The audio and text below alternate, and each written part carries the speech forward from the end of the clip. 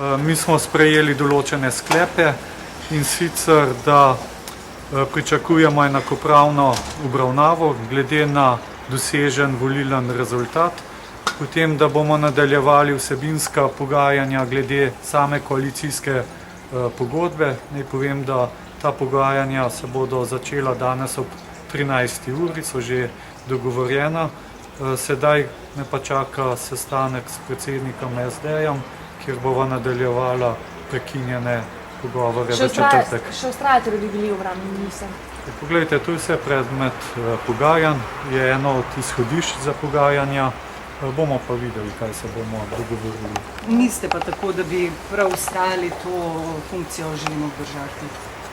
Kot sem povedal, to je eno od pogajalskih izhodišč. Gospod Erjavec, kaj pa, naprimer, če obrambe v teh pogajanjih ne dobite? Katero je tisto ministrstvo, ki vam je drugo najljubše? Mene ni nobeno ministrstvo ljubo. Tudi obramba ne. A tudi obrambe ne? Ne. A zaradi pak? Ne, veste, da je to ministrstvo, kjer se najpogosteje ministri menjajo. Hvala.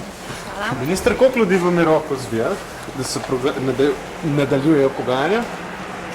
Vprašajte Pahorja.